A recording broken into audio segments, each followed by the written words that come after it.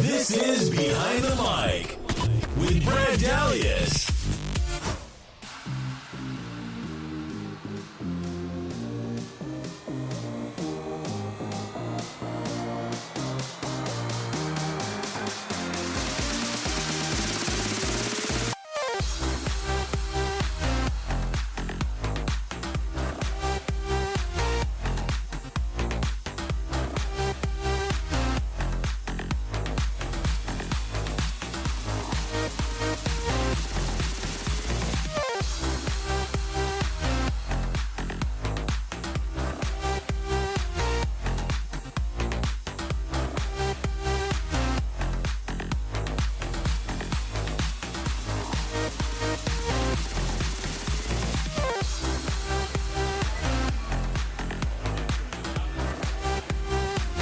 From Grunyon's Sports Bar and Grill here in Manhattan Beach, this is Behind the Mic. Brad Dalius and Keith Jackson with you on this Wednesday evening, March the 28th, 2018.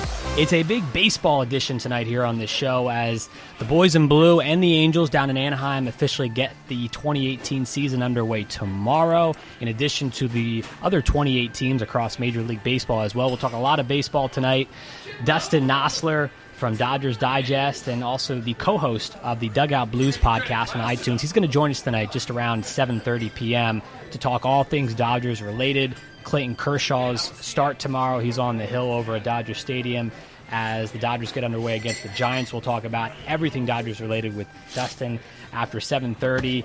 Lots of injury news to get into in the NBA between Steph Curry. Isaiah Thomas is going to go under the knife for a routine procedure on his hip. He should be back in no time. As far as next season goes, he should be no problem. But we'll get into that as the show goes on tonight as well. The NFL owners' meetings are also going on in Orlando.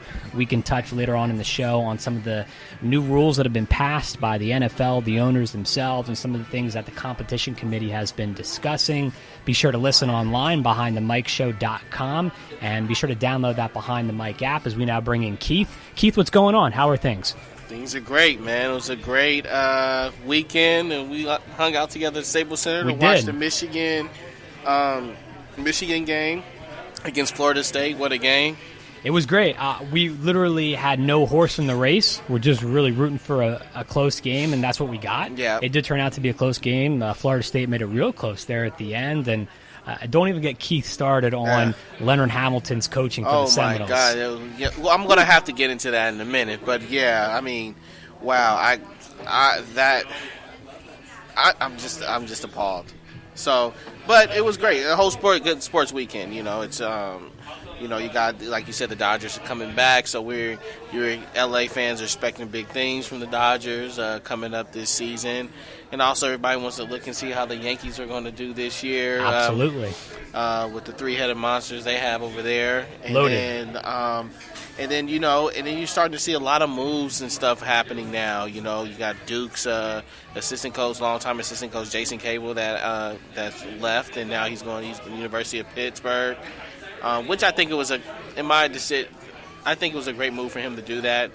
And I think that's saying that Coach K is going to be for Duke for a little bit longer than the long haul, because I think he would have been second in command if Coach K had left or decided to hang it up for a while, you know. But he's not hanging up anytime soon. No, he's not. Number one draft class next year. Yeah. There's no signs of him slowing down at this point. No, there isn't. You know, and they love the game, and then you just got a lot of things, you know, NCAA, even the women's basketball tournament's coming up, and Gino Ariana has done it again. He's doing his thing. Beat South Carolina the other day, and the UConn Huskies are handling UConn Huskies are handling their business. I don't think there's no team that can beat them, so I can think they're going to claim a national championship this weekend as well. So one would think. Yeah, it's a lot of good storylines, so I'm ready to get into it. Down to the Final Four, just like we chalked it up. Loyola Chicago taking on Michigan. Oh, yeah. That's the way we chalked it up. You didn't have that? Loyola Chicago versus Michigan. A number 11 seed versus a number 3 seed, of course. That's the way we chalked that up. Nobody's chalked that up that way. Now, maybe some people had Villanova, Kansas. Maybe some people had that. I did not have Kansas. You were big on them. I was big on them. The reason why is because when I when I started really getting big on them, I can tell you this day, I was in Texas, and Dallas, Texas. And I just happened to be in the sports bar and watched the Kansas West Virginia game, and I was like, wow, West Virginia is, and they were at Kansas, but West Virginia was pretty much beating them for most of the game, and then Kansas came back and beat them, and I said, you know what, Kansas is really starting to peak now, and they had a run ever since then. They had a run ever since then. They made a huge run, and I mean, what a showing the other day with Newman. I mean, Newman. And I'll say this, I'm not going to even, Florida State made a mistake, but Duke made a mistake too. And that game right there, by you not fouling, I think you're not fouling with 5. That's that rule afloat where people say you should foul, and this and that. With like 20 seconds left, or it was like 15 seconds left, they went down, they hit a 3 to tie it and go into overtime. By them not fouling them, that's what happened. And they didn't close out. But Newman showed me that he's a pro. And He kept his team in that game the whole entire time. I felt Coach K's decision not to call a timeout. I feel like, hey, why not? Grayson Allen, you got the ball in Grayson Allen's hands. Grayson Allen has, he didn't do anything most of the whole game, but he was pacing and waiting for something. Then he struck, and he did what he was supposed to do. He struck at the right time, carrying the team in his hands the last minute and a half of the game. And I would have put the ball in his hands too. I was going to ask you, did you have a problem with them not going to Bagley? No, I did not. I did not have a problem going to. Now, I did have a problem not in the OT not going to him at all. I don't think he touched the ball at all in the overtime at all. But I did not have a problem. Look, there's two people and that I felt should have got the ball towards the end of the game, and that was Marvin Bagley and Grayson Allen. And Duvall, he didn't need to have the ball in his hand at that moment. They went to him many a times, and he got the ball, and he was trying to make plays happen. You got to put the ball in your senior's hand down the stretch. He's done it many a times, and he wanted the ball, and I wouldn't have called timeout neither. It was a great shot. It went in and out. It hit every part of the rim, and it just didn't fall for him, but almost went in twice. Yeah. It was crazy. I mean, they were inches away from going to the Final Four. Exactly. So, I mean, that's where the chips fall. Marvin Bagley now is declared he's going to go to the NBA draft, which I think he's going to be the first pick, hands down. I agree with you there. But, I just think that they should have if any coaching thing they should have done was that let me tell you, that just shows you how much respect Coach K has for Bill Self.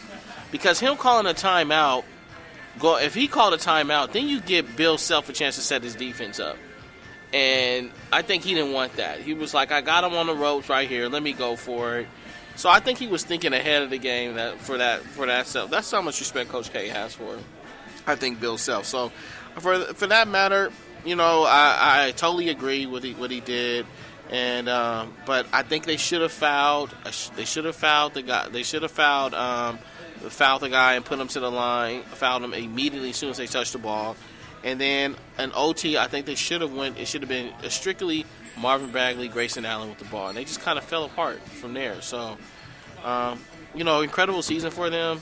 But kudos to Kansas to get back, and I think Kansas is going to make a run. I don't know, Villanova versus Kansas, I think I got to go with Kansas. So. It's by far the better of the national semifinal matchups. I don't think there's no question. You have the two blue blood schools going at it. Villanova, how about the fact that they have been the most successful program in all of college basketball over the past 4 years? They've won more games, even than Duke. It's unbelievable. Jay Wright's probably the best coach in America right now, arguably, with all the right buttons that he's pressed. That backcourt is phenomenal, as we talked about all year long. All those guards. Brunson leads the charge there. I love what Villanova is doing. As I mentioned before, Kansas, I had my doubts that they would get to San Antonio. I thought that they played games a little bit. They played down to the competition sometimes, and they let teams crawl back into games, i.e. the Seton Hall matchup earlier in the tournament. But you really have to give them credit. They stepped up big time, especially in overtime. Devontae Graham, this guy is a prime-time player, if I've ever seen one. He's able to make all the big shots, and like you said, Newman was just fantastic. I thought Duke really got hurt with the Wendell Carter Jr. foul. Thank you. I thought that was complete bogus, by the way. That was a bogus call. And what blows my mind is, how can we not go to the monitor to review that at that point? I mean, it's the Elite Eight It's for all the marbles to go to the Final Four, and it's such a controversial call, not to mention the fact that if they do call it against him, he's fouled out for the game. How we can't go to the monitor and review that just blows my mind. Yeah. To me, it's totally inexcusable. I thought they got killed on it. Clearly, he was outside of the restricted area. It was definitely a momentum shift for sure. But you know Slightly. what? It was a slight momentum. Well, let me tell you why it was a momentum shift for that reason. Also, for Carter Jr., notice his expression when he got to the bench. Instead of for him, and this is something for him to learn too, instead of being like, come on guys, we'll be okay, I fouled out, we'll be okay, this and that, he was up there moping, crying, and the game was still in their hands. They still had the game. They were still winning. They still had the momentum. And I think that was like a killer. That kind of feeds on to players sometimes. That's a great And point. it's just like, oh man, what's happening now? They fouled our guy, this and that. And it kind of got them on, I'm not going to say on edge, but it kind of shifted things a little bit. It kind of got them stagnated a little bit. And so that's why, lesson learned, I think players, there's a lot of veteran players that know that you shouldn't do that. And I think it's just a rookie mistake. He's young. But it's like, look, the game is still, you still got the game in your hands. I would have been on that bench all right, I fouled out, but hey, we can still do this. This is not over yet, And so that's the type of attitude you got to have, not moping and crying on the sideline, having your towel over your head, like you guys are down 20 with a minute left and the game's out of reach. You guys are still winning. Body language is huge in these games. Exactly. I completely agree. I think that's a fantastic point, Keith, especially in these March Madness, especially in this tournament specifically, where when it looks like one team is down and out for the count, a moment later they're back in the game, or they've, in Nevada's case, in some of their games, in the Cincinnati game with that 22-point comeback, they're able to push it over the finish line and come out victorious. My point is, you just don't know. And just because, you lose one of the battles in these games doesn't mean you're going to lose the war, per se. You're right. You got to keep it upbeat. You got to keep each other raised up. And body language, like I said, is huge. You just don't know. You got to play till the clock hits 000. We've seen that now in all of sports. You just don't know what can happen until the very, very end. You got to play it out. And, yeah, you're right. I think that probably hurt them a bit there. But, yeah, to me, again, I go back to the Carter foul at the end when he fouled out. I thought that really hurt them. And I, like you, had no problem with Grayson Allen having the ball. As much criticism as Grayson Allen has taken, and some of it, should be due to him for some of the antics he's pulled. But at the end of the day, this guy's a competitor, and as a sports fan, I think you have to respect that, and you have to respect how he wants the ball in that particular moment in time. So I thought they played it well. The ball just didn't bounce their way at that particular juncture. That's just sports. What are you going to do? What's interesting is now when you look at it, moving forward, it's what's next for Grayson Allen?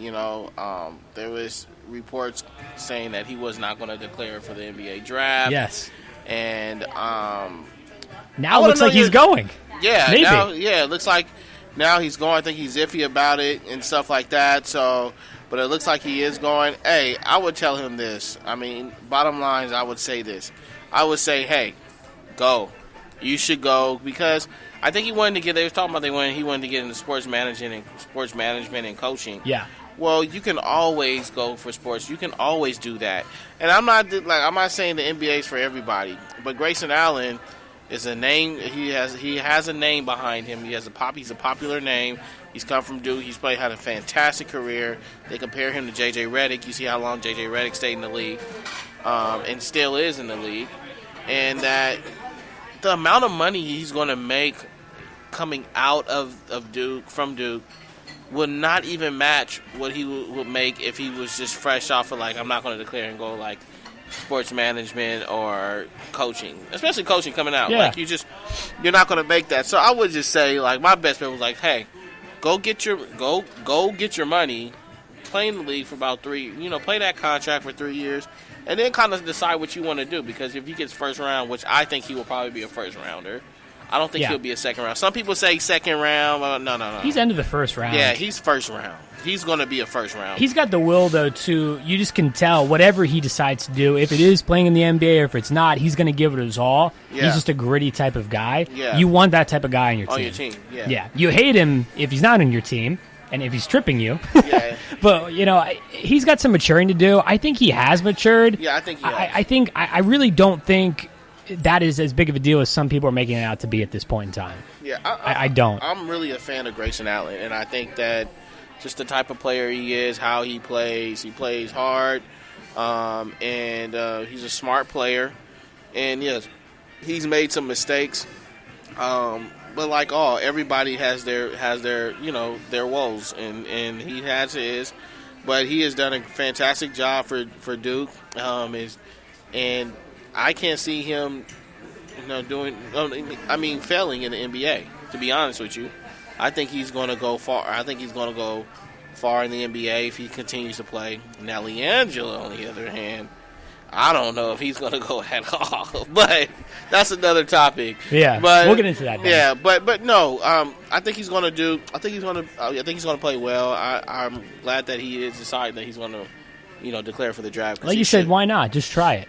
Why not? If you have the opportunity to do it, I'm all about opportunity. And if I have an opportunity to get into the draft, why not? Just go see what it's about, and see what you can do. At least you can look yourself in the mirror at the end of the day and say, I gave it my all, I tried. This how far. My thing is, take your career. I tell even kids this now to this day. You got a basketball career, you want to go, you want to know how far you're going to go? Well, take it as far as you can. Keep running till the wheels fall off. And you would know when it's your time, when your time's up. Your body would tell you that, I think, and then whatever scenario or situation you get presented with at the time, you maybe get presented with something better than playing in the NBA. Maybe a fantastic job or opportunity comes about that you may not be able to get, and you're like, man, this is where I want to go. This is my passion. But I think your body will let you know for sure when it's time. And so I would just tell to keep rolling until the wheels fall off. And then when they fall off, then you can go somewhere. You got a backup. The good thing about him is he played all 4 years, so he's going to get a degree on top of that. So that's going to help him. And that's when I go when I say about college players getting paid. You got paid. He paid his way through college. He's got a backup plan. So that's great for him. So Keith Jackson with the life advice here on Behind the Mic. I love it. I got to be honest with you, Keith. This was a fun Duke team it was likable this year. And this is coming from someone who always roots against Duke. Always roots against Duke. But I got to say, it was a very likable team between Grayson Allen, and his grittiness and competitiveness to Marvin Bagley, Wendell Carter Jr. I really thought it was a likable Duke team this year, which I couldn't have said in past years. They were, you really wanted to root for him, and you got to give it to Krzyzewski. I mean, he's coming back again next year, and as I mentioned earlier, they got the #1 draft class. There's no signs of him slowing down, so the Duke is going to continue to be Duke, obviously, and do what they do there. They're turning into, a capital for one and dones, but that comes with the territory at this point in time, and Krzyzewski's accepted that. So, but it's going to be interesting to see Bagley if he is the #1 overall pick. You and I are in agreement. We think he probably should be with the talent that he's demonstrated in the tournament and beyond here.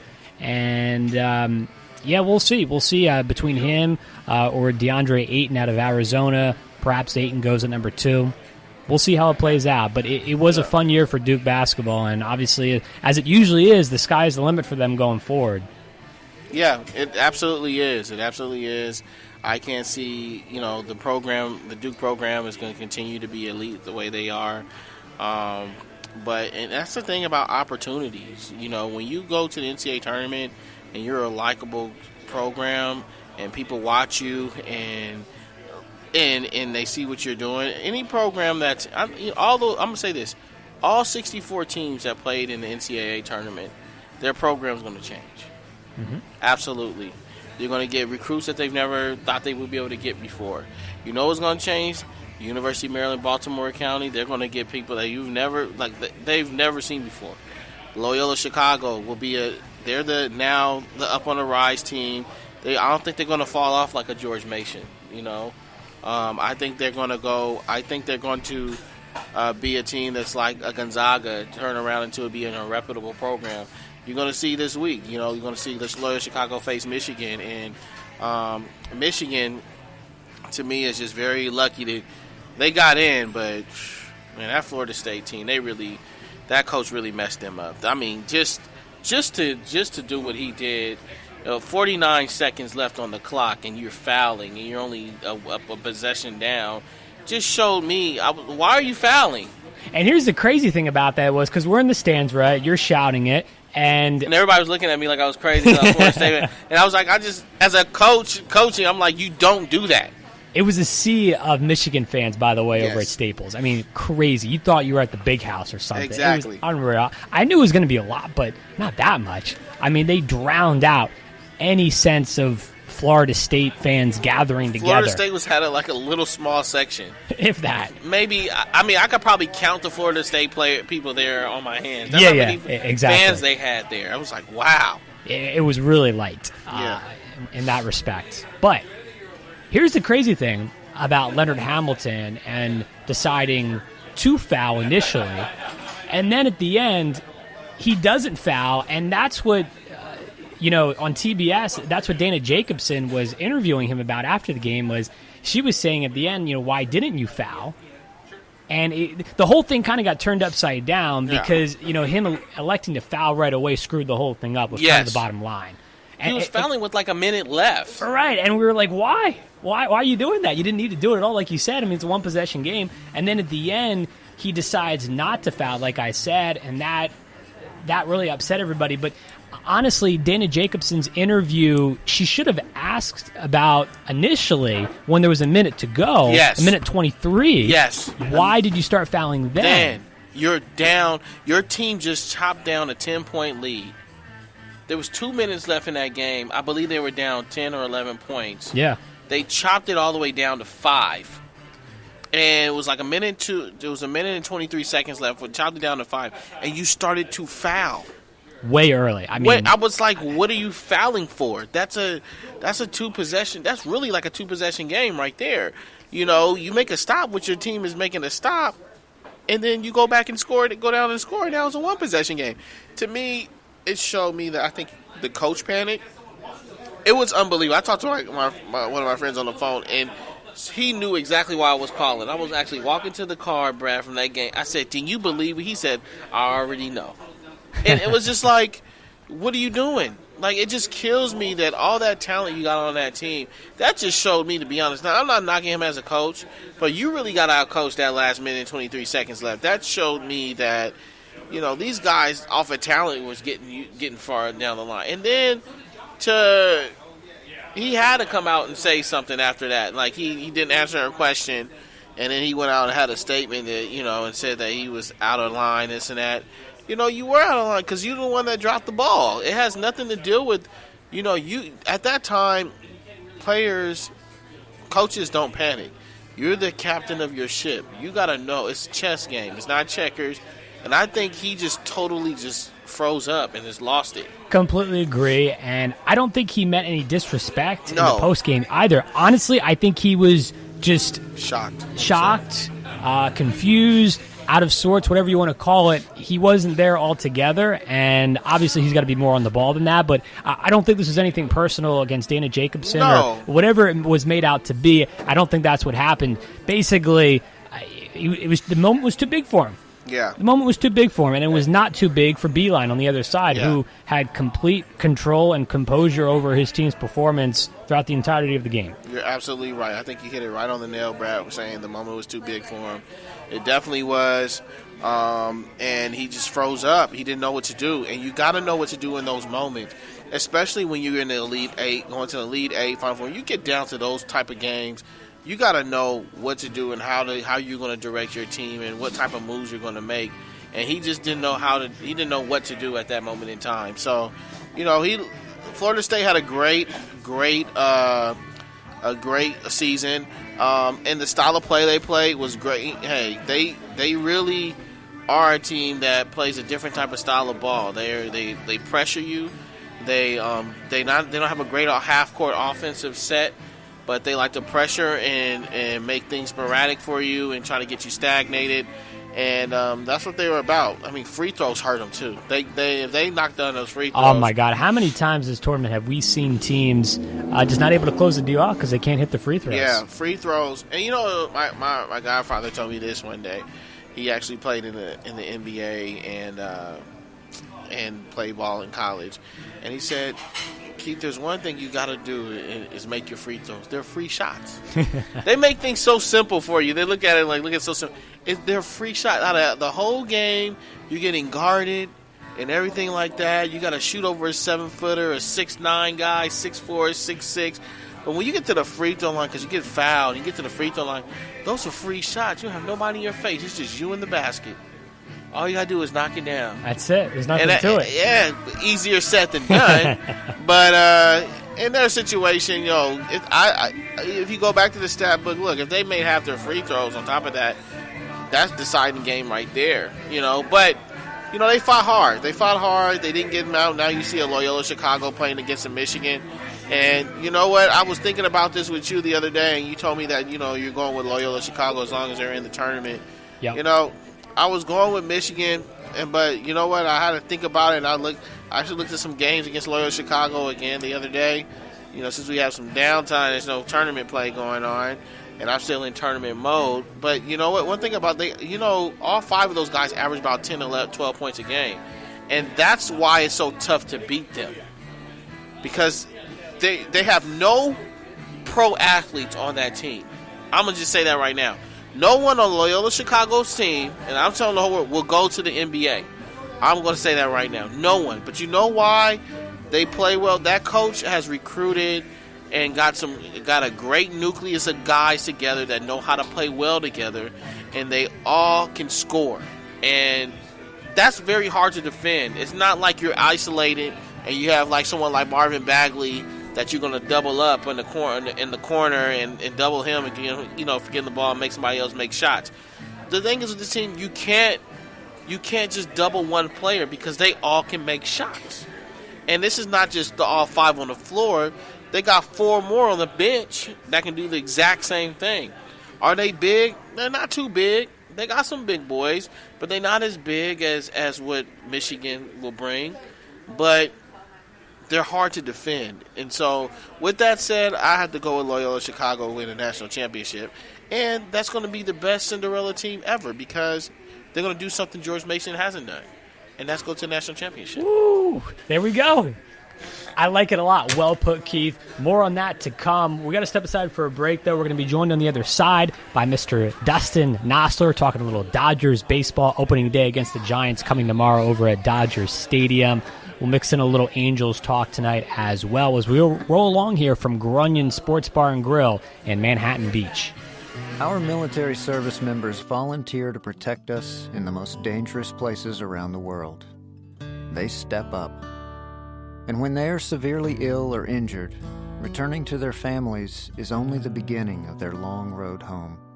Beyond all the hospitals and doctors and surgeries they need just to survive, they also deserve whatever they need to truly live.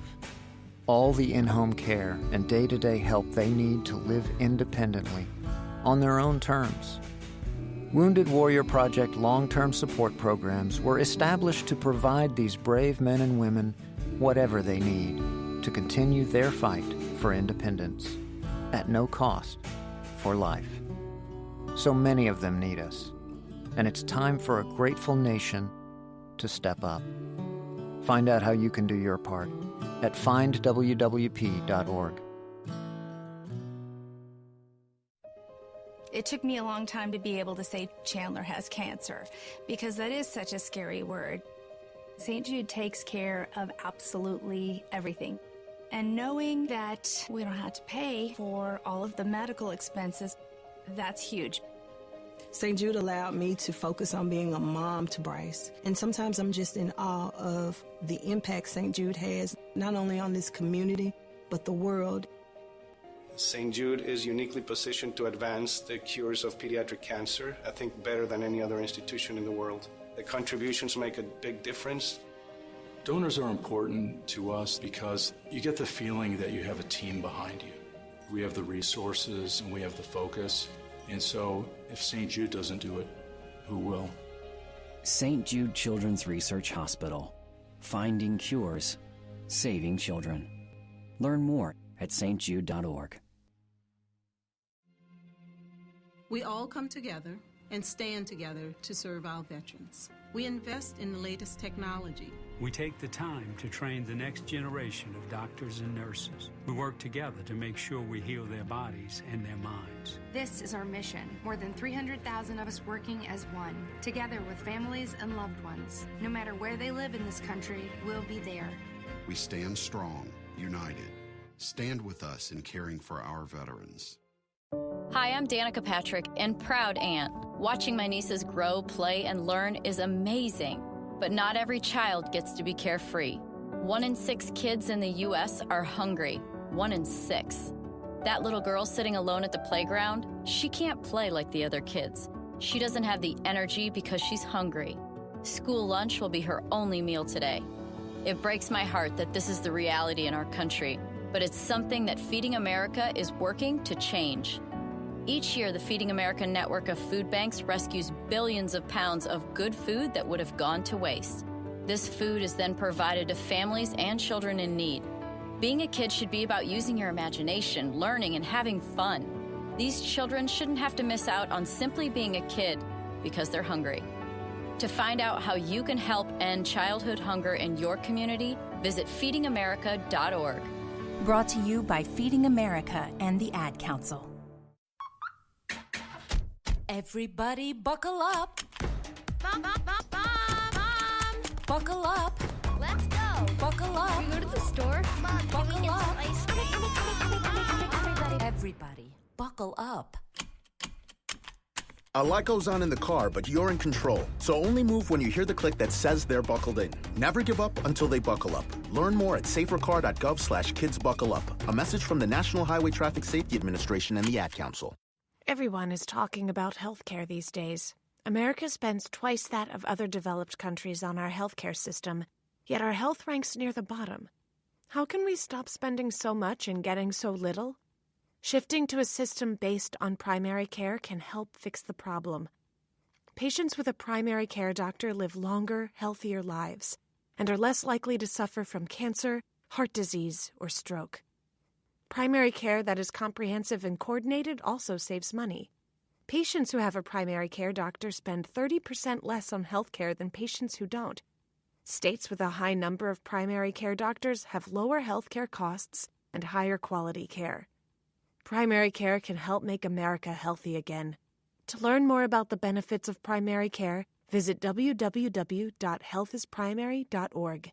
This message is brought to you by America's Family Physicians. This is Behind the Mic with Brad Dalius.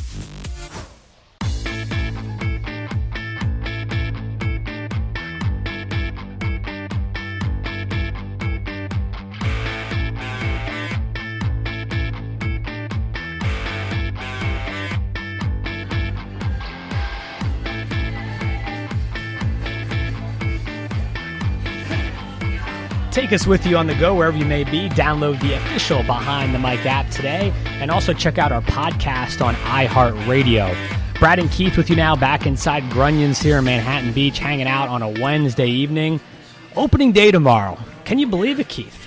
Opening day in Major League Baseball already. It just feels like yesterday it just feels like a couple of months ago we were just watching the World Series, and that went all the way down to the wire, and of course, you know, the blue went down, but hey, we're excited to be back. The fans are ready. I know the Dodgers are locked and loaded, and we're ready to get back to it. Couldn't wait to this day, and it's finally here. It's finally here. Everyone is ready for it. This guy is especially ready for it. Dustin Nosler. He writes for Dodgers Digest. He can also be heard on his weekly podcast, Dugout Blues. Download it today and subscribe to it on iTunes. Dustin, how are things going for you tonight? Oh, you know, pretty well. Just really getting geared up for tomorrow for the first pitch of the season. Like we were saying a moment ago, we can't believe it. It was a very quick offseason, although in the Dodgers' case, it's probably a good thing, considering how things went last fall. You want to get back out there as soon as possible. They came out roaring in spring training. A couple different players did. We saw some good performances overall. There's obviously some question marks, too, as we head into opening day. Just your overall assessment of how things went this spring for the Dodgers. Yeah, the short off season is going to happen when you play into November, which is what they did. Unfortunately, like you said, it didn't end the way Dodger fans and the organization had hoped. But, it did kind of sneak up on you, and the season seems to be starting a little bit earlier. So, they're in pretty good shape. Every team has question marks, especially at the beginning of the season, and the Dodgers are no exception, but they still have one of the deepest teams, if not the deepest team in baseball, and they're well equipped to handle anything that comes up, including, say, their best hitter breaking their wrist in a late month spring training game. You bring up Turner, so we'll go right into it. At the moment, obviously, he's going to be out probably into at least May. They're going to move Forsythe over to third, obviously. Is that enough to make up for his injury and his absence in the lineup, to at least to kick off the year? It's going to be hard to make up fully for his injury because he's probably the best overall hitter on the team. But Logan Forsythe is a capable defender at third base. It might even be his best defensive position. I think he's better than the player we saw last season. He's not going to step in and hit like Turner has hit in the last few years, but he'll be good enough, and whoever they plug in at second, be it Enrique Hernandez, Chase Utley, maybe a little Austin Barnes, they'll be able to sustain the loss of Turner for a couple of months. Is there a sense of concern around the team and organization, Dustin, that maybe there could be somewhat of a, the team could be lagging a bit going into the year, coming off of the World Series loss last year? Perhaps there's some fatigue around the team. Is there any concerns about that at all going into the season? I don't think so. It's a pretty veteran group. They all get along really well. If you saw during last season, they seem to have some of the best chemistry. Not that can really be measured, but you always got to watch out for a little lull. But they didn't start off on fire last season, and then they hit their stride in about mid-May, and then they just took off from there. So I could see something similar happening this season. We're chatting with Dustin Nosler from Dodgers Digest. Also check out his podcast, Dugout Blues, on iTunes. Dustin, is Kenta Maeda, is he ready to move back into the rotation? We know Kershaw is going to start once again tomorrow on opening day against the Giants for this team. There is some concerns about the rotation. We can get into that in just a moment, but specifically for Maeda, obviously he pitched in relief last year towards the end of the season, did pretty good, I may add, coming out of the bullpen. Roberts has elected to put him back in the rotation. Is he ready to go? Oh, yeah, I think he's ready to go. He's still, right now, he's more valuable as a starting pitcher than he is a relief pitcher. He still struggles against left-handed pitching, so if you have him in the bullpen, he's kind of limited to just mainly facing righties. It was just what he did late last season and into the postseason. But he still misses a lot of bats, and, he's a quality starting pitcher. He's probably the most underrated, maybe the most underrated player on the entire team. Hey, Dustin, I got a question for you. Of course, this is early, they kick off the season tomorrow, but what approach do the Dodgers go with this year? Last year they emphasized defense a lot, and that's kind of got them over the hump into the World Series. But this year, do they go into the season with a more of an offensive approach, or do they go back with the same thing with the defensive approach, and they think that's going to actually get them back to the World Series and possibly win it? Yeah, I mean, they brought in Matt Kemp. I don't think anybody really expected him to still be around. So they're not really emphasizing defense in that regard. But I think before the season's all said and done, they'll still be a really strong defensive team. And they on paper, they look like one of the stronger offensive teams, especially if everybody's healthy. And that's always a big question mark. You're getting Andrew Tolles back at some point. He's going to go start in AAA. But if Jock Peterson struggles or any of the other outfielders struggle, he'll probably be one of the first guys up. You mentioned Kemp. Let's talk about him. He's back with the Dodgers for the first time since 2014, Dustin. He was acquired in December, of course, from Atlanta via that salary dump that included Adrian Gonzalez, Charlie Culberson, and others. He's looked good this spring, to say it bluntly. He has looked really good. He has surprised a lot of people. He's going to start in left field tomorrow. Roberts is going to put him out there. What can we realistically expect from Matt Kemp this season? Can he hit 30 home runs? He's 33. Is that possible? Yeah, I mean, he's got it in him. Obviously, he could hit that many. The big question is he going to get enough opportunities to do that? I don't think the Dodgers will be able to sustain having him out there the whole time as a full-time starter because his defense is just not good. I know he's lost the weight and he looks like he's moving a little better, but even when he was prime Matt Kemp, he wasn't a premium defender. So I mean, if he gets 600 plate appearances, he could hit 30 plus home runs, but I'm not sure he's going to get that many plate appearances. What you're hoping for is just to maximize the value, whatever value he has. If it's for a month, it's for 2 months, for half the season, you just want to get as much as you can out of him, and just maybe make him more of a part-time player, which might actually make him a little more valuable. Is it possible they brought him in to be a potential trade chip? He'd have to really hit well. I mean, they tried to, since they acquired him or reacquired him, they tried to trade him. Obviously, they couldn't find any takers. They couldn't find any acceptable deals for them, which is kind of saying something because I don't think they were terribly attached to him. But he's owed a lot of money over the next 2 years, and they're not going to just get rid of him before seeing if they can extract any value out of him. If there is a trade to be made, it'll probably be with an American League team if he hits pretty well for a couple of months.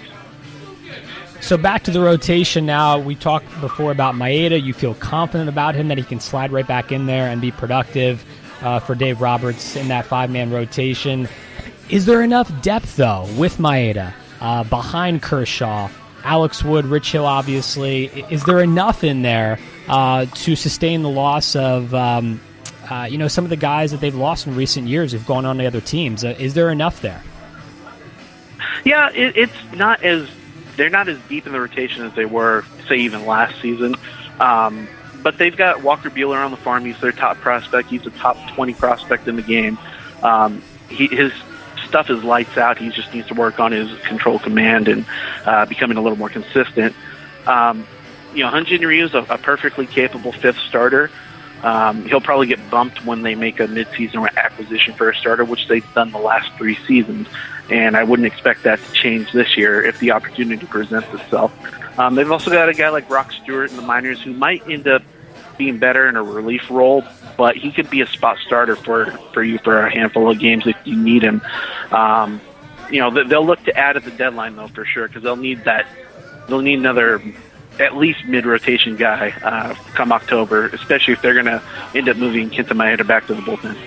Talking with Dustin Nosler here on Behind the Mic, joining us from Dodgers Digest. Kershaw, one of the big things with him last year was he was getting too many innings. People were concerned. Is there a short leash on him here in 2018? Obviously, they're going to go out there. They're going to let him do his thing. He's one of the best pitchers in baseball. Obviously, he's been one of the best players on this team in general now for quite some time. But is there concern that he could be overpitched again here in 2018?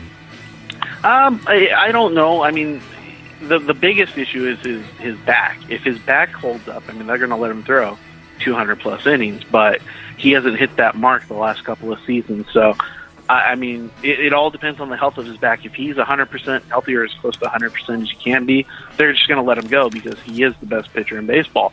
But if he's, acting up, if his back is acting up, then they might kind of pull back a little bit.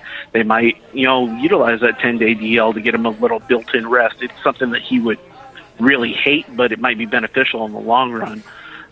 Because we saw in the postseason he was kind of up and down. Like, he was good for a few games. He was not so good for a couple of games. So if they can get some rest built in kind of artificially throughout the season, that might end up helping him in the long run, even if that's not what he wants to do. Dustin, Yasiel Puig, what can we expect from him this year? I heard he had a good spring training. What can we expect from him this year? What do you think? The sky's the limit for him. He's one of the most talented players on the team. Last season was a really nice year for him. It was, it wasn't like his first 2 seasons when he burst onto the scene and was the talk of the town. But he was a very productive player last season. He's a premium defender in right field, so you don't have to worry about his defense. I could see him taking that next step and getting back to maybe closer to the level he was back in 2013 to 2014 rather than what he was in, say, 15 and 16. he might. I mean, if it all comes together, he can anchor your lineup. He could be your number 3 hitter. I think one of the biggest question marks about this team heading into the season, Dustin, is how do they replace Brandon Morrow in the setup position out of the bullpen? Obviously, he signs in the offseason with Chicago. What do they do when it comes to that moment, the setup position comes along in the 8th inning? How do they replace him? Yeah, I mean, Morrow was a revelation last season. I mean, he didn't look great in spring training. His numbers in AAA weren't great, but he came up and he was lights out. They're going to have to try to replace that production somehow. I mean, they're not going to be able to replace it 1-to-1, most likely, but they did acquire a lefty in Scott Alexander from the Royals, who some have called a lighter version of Zach Britton, the Orioles closer. They've also got Josh Fields, who he's kind of inconsistent, but he's got the stuff to be a late inning reliever. Pedro Baez is an enigma. I don't know. I'm not the biggest fan of him, so I'm not counting on too much. They claimed a guy off of waivers from the Twins in February named JT Chagua, and he looked really good in spring training. He's got an electric arm, but he's also got an injury history. So, they might be able to cobble something together from those guys, or maybe they'll look to add a late inning reliever come the trade deadline. Dustin, does everybody? Let me ask you this, because this was just something going on. We had a little mishap on the field the other day with the pipe bursting and everything like that. Last night. What's the status on that right now? On what? I didn't hear what you said. He's talking about the pipe burst. The pipe burst and so what's the status on that? Yeah, that was crappy. They sent out an email today, a PR email, just saying they've identified the issue. They think it's all taken care of. They're not worried about it anymore. But Dodger Stadium's really old, and things like that are bound to happen sometimes. And, it sounds like they've got it all fixed ahead of opening day, so it shouldn't be an issue anymore. Okay. Well, it can't be any worse than what they went through at Wrigley Field a few years ago with the renovations to the stadium and the bathroom situation. The restrooms were in high demand, and things they had to kind of detour people, sort of say. So it can't be any worse than what they went through there. Hopefully everything is ready to go for tomorrow. And what happened in Oakland, I think it was last year or the year before, they've had that same kind of situation with the plumbing. So, I mean, yes, some of these stadiums are a little old, but they need to, they're more than willing to fix them and make sure everything's all right. That's what we love about the game, though, is some of these historic ballparks, like a Dodger Stadium, like a Wrigley Field, a Fenway Park. Mm-hmm. It keeps the richness of the sport alive. I don't think there's any question about that. Talking about the lineup, Dustin, for starters, Chase Utley, he comes back on a 2-year deal, the veteran. He can still contribute, we assume, here and there. Were you surprised they brought him back? No, everybody on the team in the organization loves him. They didn't bring him back to be a starting second baseman. They didn't bring him back to even play as much as he did last season. They brought him back to be the guy in the clubhouse. He's the clubhouse dad. And, if everybody wants him back and they can fit him onto the roster, and he can still play, and you know what, he can probably still play a little bit. He's not going to be like he was in his prime. He's not going to be anything close to that, but he can still be a somewhat positive presence on the team, probably more off the field than on the field. That's good to know. That I think Dodger fans want to hear more of that, sort of say, where they have this leader in the clubhouse, maybe not necessarily producing on the field like he did, like you had mentioned there in his prime, Dustin, but to have that figure, I think Dodger fans want to hear that. They also want to hear how good this team is going to be as far as from a youth perspective, guys like Cody Bellinger, Corey Seager. How excited should Dodger fans be about these guys? I mean, Cody Bellinger, this is going to be really his first full season, starting at first base with Adrian Gonzalez now out the door. It's a young core, as we know, and I think once fans take a step back, and most have at this point from the World Series loss last year, it's a young, talented core, and that's going to be the strength of this team. Yeah, they've got like you said, a young core mixed with a good group of veterans too, and I think they've got a really good balance here, and fans should absolutely be excited for Cody Bellinger and Corey Seager. They're premium prospects. They were homegrown, and they could end up being the best at their positions respectively. maybe even as early as this season. I mean, I was going to say, both of them could be starting in the All-Star game, perhaps. Oh yeah, I mean, if they get enough votes. It's a popularity contest, but Bellinger's got 40-plus home run potential. We saw he hit 39 last season. Corey Seager's got MVP level potential, and so does Bellinger. I mean, these are two cornerstones for your franchise. These are guys you build around. This is why they didn't trade them for rental pitchers or other guys at the trade deadline in years past, because the organization obviously saw that these guys are the core or future core of the team. Dustin, finish this statement. The best team in baseball heading into the season is? Yes. My heart wants to say the Dodgers, but I know ahead and say it, Dustin. Just go ahead and even with Turner healthy, they're probably maybe not the number one team right now. So I'll just I'm going to say, as much as it hurts to say, I'm going to say the Astros.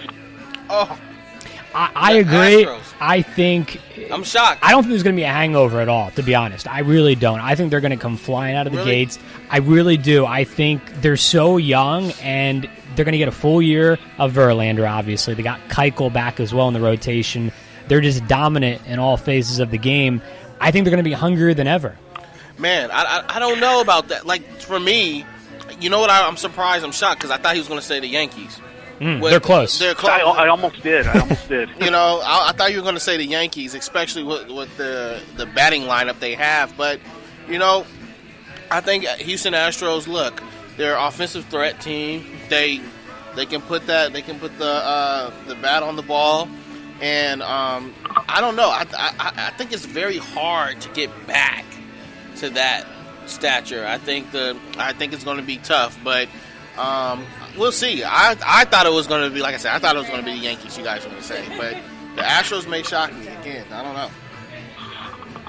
Yeah, I mean, they're both really talented teams. They're easily the two best teams in the AL. The only thing that I would ding the Yankees for is their rotation, but their bullpen's better than Houston, so you can kind of even it out there. But the Astros had an historically great lineup last season, and they didn't lose anybody. So it's a coin flip. If you wanted to argue the Yankees, I wouldn't put up much of a fight. I think when it's all said and done, though, it'll be Yankees or Astros in the World Series being represented by the American League. No question. Those are the two top dogs in the AL. Most people aren't going to argue that. Out west, though, here, Dustin, the Dodgers, is there competition now in the NL West? Which team maybe is the closest to challenging them this year? Is it the Giants, perhaps, with a bit of a revamped look? I'm not. I mean, I live in Northern California, and so I hear it all the time, but I don't see it. I don't see it with the Giants, even if they had a healthy Bumgarner and a healthy Samardzija. I just don't see them being able to put all that together to challenge the Dodgers. I mean, the Dodgers are the class of the division. And then you've got the Rockies and Diamondbacks, who I think are better than the Giants right now. So it'd be one of those two teams, and I'm a little concerned about the Diamondbacks. They don't have the depth, whereas the Rockies seem like they do have a little more depth than the Diamondbacks. So if any team's going to challenge the Dodgers in the division, it'd probably be the Rockies. Dustin Nosler, once again, he is a contributor for Dodgers Digest. Also check out his weekly podcast, Dugout Blues, on iTunes. The Dodgers, presumably, they should get back to the World Series. The key word there is should. Dustin, what is something that is going to prevent them from basically running the table in the National League once again and getting back to the Fall Classic? I mean, you could go the easy route and say health, because it's always health with any team that makes the World Series or wins the World Series. I'll say, if you don't want me to go with health, I'll go with the star power on the other two teams in the NL, the other two contending teams, be it the Nationals and the Cubs. I mean, they're really top heavy, both of those teams, and I could see them giving the Dodgers a run for the money. There we go. He's got the pulse of everything Dodgers related. Last question for you, Dustin.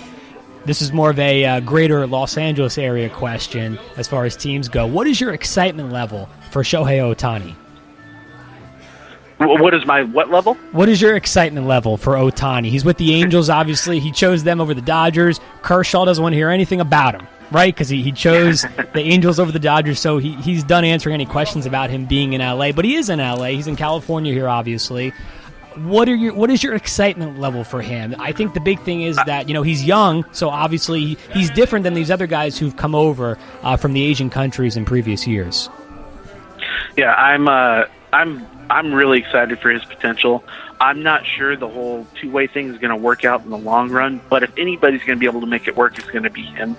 But he's no doubt on the mound. He's lights out on the mound. I know he didn't have a great spring training, but you can chalk that up to being an adjustment period. I mean, he might not even have a great season. He might not even win Rookie of the Year, but I think in a couple of years he'll be a household name on the mound at least. And if he can give you any kind of production at the plate, then that's just a bonus. Follow him on Twitter at Dustin Nosler. Opening day, less than 24 hours away, Dustin. Enjoy the season. We appreciated your time here tonight on Behind the Mic, and we look forward to your weekly podcast on Dugout Blues and reading your articles in Dodgers Digest. Keep up the great work. Awesome, guys. Thanks so much. Thank you. There he goes once again, Dustin Nosler joining us here tonight on the line on Behind the Mic, as we are coming to you from Grunion Sports Bar and Grill, as we always do on Wednesday evenings. Great insights there from Dustin. Absolutely. With the boys in blue beginning things tomorrow against the Giants over at Dodger Stadium. We can't wait for it. Really broke down the whole season there from all perspectives. We talked about the rotation, how this team looks with the bullpen, the lineup, which I think has got to be the strength of the team. There's no doubt. You asked him, Keith, about Yasiel Puig, and really he should be a fixture. He's not a veteran yet, but he's definitely a player who's been there a couple years now and should be a leader with this team. So he should play a big role from the offensive side of things. I'm really excited personally about Cody Bellinger having a full year over at first base. He's a guy who, like Dustin was saying, you could see him, really he could become a perennial all-star, and that could start this year. He's got that potential. Corey Seager has MVP caliber potential as well. You got to like the young talent on this team and what they can bring. Turner going down with the injury is a little bit of a concern, but I don't think that's going to be the straw that breaks the camel's back here. Yeah, I mean, Forsythe, they can get by with Forsythe for at least the beginning of the season. Yeah, I totally agree. One thing I wasn't really interested in, also you said, is like the approach the Dodgers are going to take this year. He said they think that they're going to do a defensive approach, same thing they did last year. However, they did get a little bit more offensive power this year, so I'm also interested in that, to see the more excitement. The addition to Matt Kemp. And that's my big question, is like how will Matt Kemp hold up this year? If he can. I think if he can get not just 30, but maybe even, I would say half of that, maybe 15 to 15, then I think he's done his due. They would take that. That would be quality production. Yeah. And I floated the idea out, maybe he is brought in, the end goal is to use him as trade bait potentially in July. Yeah. Potentially. And you would figure he would probably need to get somewhere near that 15 homer mark, or maybe even more, to qualify. And like Dustin was saying, they would perhaps send him to an American League team where he could hit DH. So it's somewhat limited, and if they are going to trade him ultimately, where he would go, the planets would need to align, sort of set. You have to get the production, you'd have to get the right suitor for him. But who knows? I for one think, though, that if he is showing you good production, and if they can trade him, and the suitor comes along, you got to pull the trigger, because I think they can use more help in the rotation. I really do. I'm just not convinced. Although I'm big on Rich Hill and Alex Wood, those two stepped up big in the postseason last year. I just don't know if it's enough to put you over the hump when you're comparing it to a Houston and that type of lineup. That's a historically good lineup, as we learned last year. There's no reason to think that they're going to dip this year, because they bring everyone back, and you would expect that they would be just as good. I just don't know if Alex Wood and Rich Hill are good enough to set those guys down in order and to win a best-of-7 series. That's my biggest thing, because this is about winning a championship in 2018. There's no question about that. These are the type of questions you have to ask. they might need to use Kemp as a trade chip to bring in another starting guy. Now, I, for one, had no problem with them letting Yu Darvish go in free agency. Yeah, nobody did after No that one performance. did. Yeah, horrible in Game 6, right? And not to mention the asking price was way too much, so I had no problem with the Cubs giving him everything he wanted. I think you have to look elsewhere. Yu Darvish clearly wasn't good enough to get it done last year, so you have to see what else is out there. So that's just one area of ways you have to look at the season as they go into it here. I just think they need another guy in the rotation. And we talked about Brandon Morrow, losing him as the setup man. They're going to need to replace that because you got to have that bridge to Kenley Jansen to close things out before you get to the 9th inning. So there's question marks on this team. Again, for me, it would be those two. It would be the setup man and it would be a second guy in the rotation behind Kershaw. That's a true number 2. That's a valid session. So, I mean, hey, whatever happens, I just think that what was shocking also to me is, I'm just thinking like the Yankees are the team to beat right now. Even though the Astros won the World Series, but this is on paper, you got to go with the Yankees. I mean, the Astros surprised. They kind of like this past season, they kind of snuck up, and it was just like they just snuck up, and then they just struck, and then that was it. And they were just that team. They were just going where they just couldn't be beat. And but I think with everybody's eyes on them this year, and they're going to be watching them, I just think the Yankees, they're the premier team right now, with their batting line. I mean, look at the arsenal they have on their team. I'm with you. Oh, my goodness. It's a nightmare for pitchers. I'm sorry. Oh, yeah, and they've got historical aspirations of their own as far as what they could potentially output between Stanton and Judge and Didi Gregorius. And between them, the list goes on. They're not looking to just make playoffs they're looking, I'm winning it all. Like, that's what they want. That's what they're looking at. And that's the mindset that I think that team has. Now, baseball's a long season. You got to pace yourself. It's a very, very long season. But at the end of the day, if their lineup is healthy, you got to watch out. You got to watch out. Oh, I completely agree. The biggest reason that some people may be a little hesitant to pick the Yankees is Aaron Boone, number 1, because we don't know how he's going to react in games.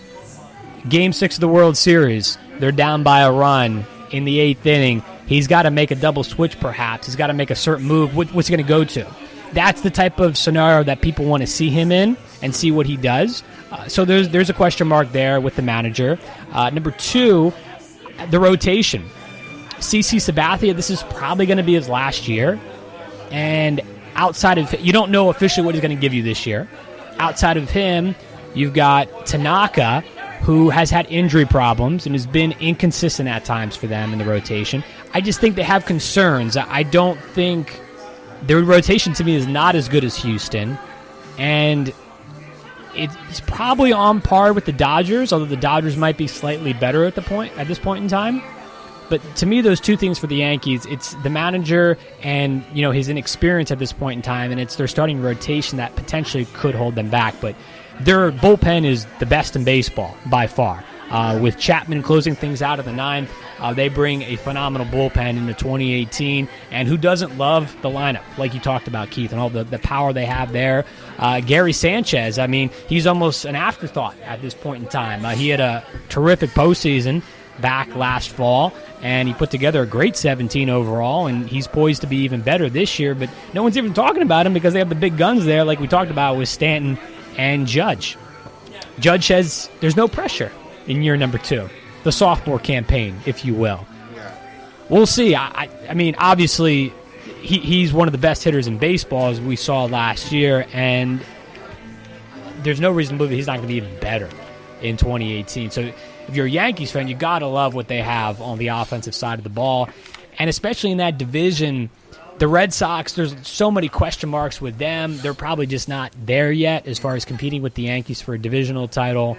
And Toronto has been too up and down over the years. And Baltimore's just not there as well. So that's the thing with all 3 of these teams. The Yankees, Astros, and also put the Dodgers in that conversation. There is not a lot of competition in their own division. They should run through their divisions, and I think each one of them has the potential to win close to 100 games again this year. I agree with you on that.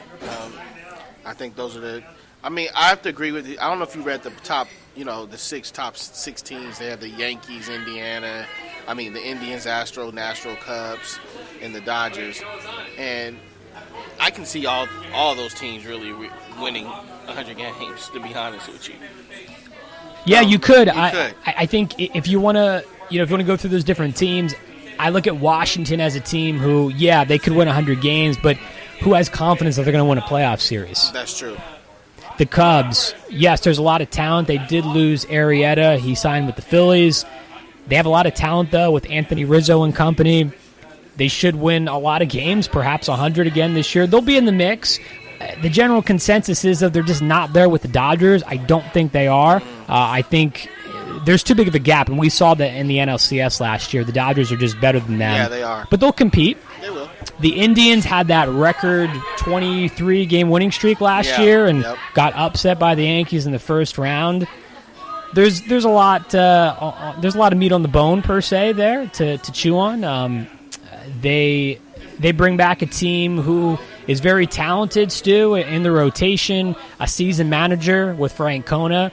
They should do great things. I just think that as far as being on the older side of things, they do bring back somewhat of a veteran club. Yeah, they do. In that sense. So that could potentially hurt them. That can potentially hurt them, but also could potentially help them as well. It's true. It could go the opposite way. So, I mean, hey, let's just, you call it what it is. The Yankees, the Astros, the Dodgers, I mean, those are your top three teams in baseball. I don't think there's any question. There's no question about that.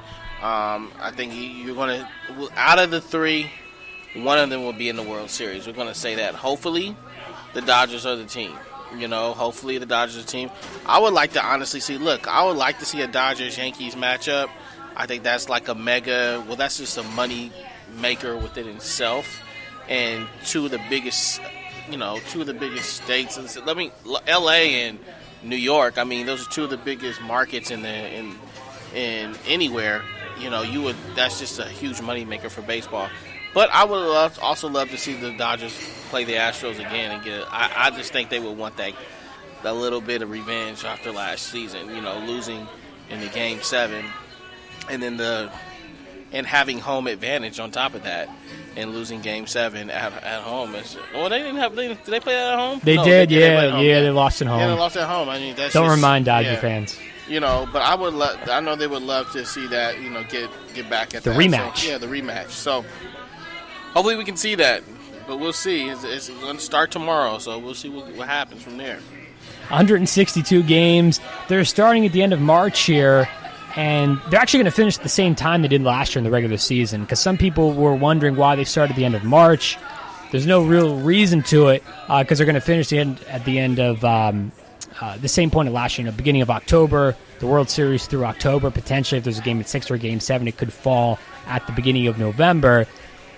We're lucky we're on the West Coast, because this is going to be brutal for cities like New York, Boston, Philly to start out this year at the end of March. It's going to be freezing. I mean, the weather's going to be brutal. Again, thankfully, it's going to be nice out here in L.A. It'll be nice in Florida and such, but it's going to be a little brutal in the Northeast for some of these games here at the end of March to kick off the year, and at the beginning of April as well. But what are you going to do? It's 162 games. Ideally, it would make sense if they went back to 154 like they used to do, but it's just not going to happen. They would lose money. That's like my argument about the NBA. They should shorten their season. It's just not going to happen. Yeah, it's definitely not. And, I mean, look, more games, the better for fans. The baseball players are one of the highest paid athletes in the game right now. They're in soccer. And, why not? I mean, it's good for the fans. They love it. The players, I think the players get more. I think that's all about managing your players. Some games they have a lot more games off and this, that, and off time and things like that. But if it's not hurting anything, then why not do it? I agree. In that sense, as far as managers being able to move guys around, give guys more days off. I just think if you were to shrink it down to 154, it would just help in the sense of, you'd be able to shorten the season. Perhaps you can start closer to May when it gets a little bit warmer, perhaps. So, it's just different things to tinker around with. We know this is not going to happen at this point in time, but it's interesting just to kind of ponder, because it used to be 154 games 50 years ago. That's how they played the game for years. But obviously things have changed in that regard as things move forward. With the Angels, by the way, so we talked about with Dustin at the end of our interview, Shohei Ohtani. There's a lot of excitement with him coming over from across the Pacific Pond, if you will. He's young, and as I mentioned, that's been the unique thing about this is guys like Ichiro, Hideki Matsui, Tanaka, when he came over to the Yankees, these guys had already established a professional career over in the Asian countries, and now they're going to come over here, and they try and get their American Major League Baseball career. But as we saw in Ichiro's case, he had already, established himself over there, and I always say with Ichiro, if he would have started his career from day one here, he would have easily broken Pete Rose's record for most hits all time. He would have been real close to it at least here, and would probably been going for it. But since he started over there with about 1,000 hits, obviously, the point became moot at the end of the day. But my point is Ohtani can really make a name for himself from day one and can truly do something special with the Angels. He's going to start on Sunday. They'll give him the nod in the finale as the Angels open up the season up in Oakland against the A's. So we're going to see him pitch to start off the year. He was a better batter in spring training than he was a pitcher, but people are still very high and have a lot of confidence in his ability both on the mound and at the plate. I just can't wait to see it get going here in 2018. I'm going to be following it really closely. And who knows, it could really turn into something special. It really could. We talked about how the Angels, there's a lot riding on this for them because there's some pressure. We talked about this when we spoke with Mark Gubicza about a month ago, and we checked in with him at the beginning of spring training about how, Mike Scioscia's been there a long time now. He did win a World Series in the early 2000s, so that's carried him for a long time. But they need to make a push here. They need to make a playoff run this year. Yeah, definitely. I think it's like I said a month ago, I think it's really important that the Angels make the playoffs this year. That's just one thing I think they have to look towards. And in this year's season coming up, if you're making a play for a guy like Ohtani, you're trying to change. You're definitely trying to change some things around there and get back to being in the winning ways. You don't want to be this team that's in LA that doesn't care about winning. You want to be the Clippers back in the 90s, or you know what I mean? You just want to be they want to get back to the World Series. And like they did and won it that one a couple years ago. Well, about 10 years ago when they won the World Series, the Angels. 03. 03 Rally Monkey year. Even longer, actually. Yeah, he's had a long leash of a manager. Scioscia has. So I think they want to get back to that, and in order to get back to that, I think this year they have to make a step. It's not just winning games, but making it to the playoffs. I think they fell short last year. I think that's on the bulletin board this year, is making the playoffs. Now, like we said, Ohtani was the guy, we had spoke to Mark this past month, and he had said that they're going to work him in slow, so don't expect anything coming out the gate just impressive. And I think that's smart to do with a player that you invest like that. Of course, it's all adjustment year, and you have a great spring training, but he's a potential star, and you don't want to rush a star, especially at that level and stuff like that. So I think you just give him his reps, have a short leash on him, which I think they will. And I think towards the end of the season, if he's doing well, then they're going to cut him loose and just let him go. And, and see where the chips fall. But besides that, they need to make the playoffs, hands down. It's a must. It's a must. It would be great if, obviously, we saw the spring training edition of the Freeway Series a couple nights ago when they were over at Dodger Stadium. Actually, it was last night they finished. That's where the pipe burst over at Dodger Stadium. They finished up against the Angels. It would be great, though, to see the Freeway Series down the line here when they play each other in interleague play, if it really meant something, if the games were, if there were a lot was on the line, which it very well could be this year. Albert Pujols, he still is a fixture in their lineup. Mike Trout, we know, is in the prime of his career. There's a lot of excitement. I don't know how many more years Pujols is going to play, but this is the time for them to win now, because I think you can count on him for another maybe 2 years or so, but I don't know about 5 years. You know what I'm saying? This is the time now. They have to take advantage of it. The moves that they've made in the past couple of years, it could really all kind of come together for them this year if everyone is able to go out and play consistent ball for them. And that's what they're banking on, obviously. But it would be great to see a freeway series that had meaningful games this year. Yeah. I mean, that would really, really be great, I think, for the whole part of L.A. and down in Orange County as well, to see that. And that's not been the case, and that's evident if you live in L.A., because there's no mention of the Angels at all in Los Angeles, which has always amazed me when I've come out here, since I've come out here, because you would just think that there would be, because they are the Los Angeles Angels of Anaheim. Obviously, they added the Los Angeles part for marketing, but these are minor details. Let me tell you why. There's one reason why. You know why? They don't have a touch of the magic.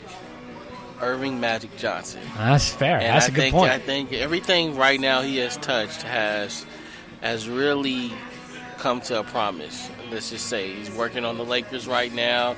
Look what he's done with the Dodgers. He's brought them back. I would say look what he's done with the Sparks in Los Angeles as well, who's always competing for a championship. So, just a little touch of magic. I like that. I think that's what it is. So, we'll see. We'll definitely see. But I think Irving Magic Johnson's got the touch, and that's why they haven't been back to their winning ways. And it was just 6 years ago, back in 2012. This is the anniversary yesterday, I believe, in which the group led by Magic bought the Dodgers from Frank McCourt. So it's hard to believe that's been 6 years.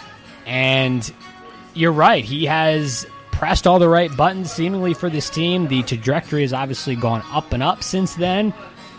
And they came so close to winning the whole thing last year, and obviously all the hopes and dreams rest on them doing that this year in 2018.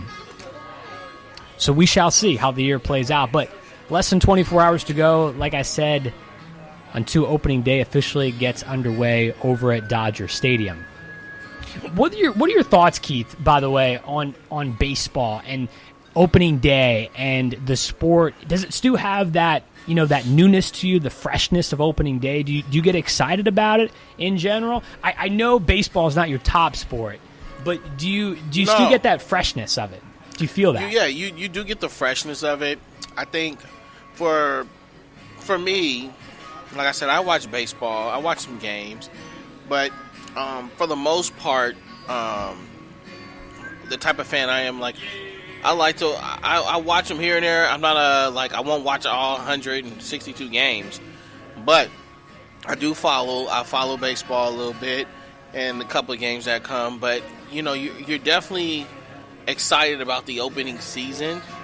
Then you're excited about playoffs, and then you get excited. You get that freshness going into playoffs, and everything building up to that. You start watching the Dodgers and the Yankees or whoever your team is, and you're starting like, oh man, I hope they can get in the playoffs this year. And then, but really, I'm really keyed in on postseason. Yeah. When postseason comes on, I'm really zoned in. I'm keyed in. I'm watching the games. I'm watching these teams because I want to see how things fare out. Because nobody. It's like anything: basketball, soccer, football. You can go down the line. The Masters. Nobody wants their season to end.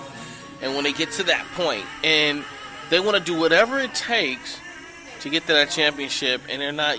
Nobody really takes their foot off the gas pedal come postseason, or they're trying to get to postseason. They don't take their foot off the pedal. They're when they're right there or post. They don't want to take their foot off the gas.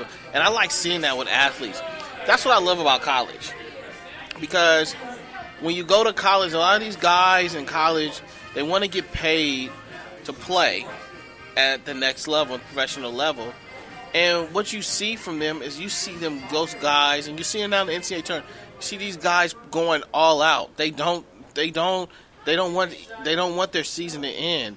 And you see the emotion on their face when they lose and they're upset and crying.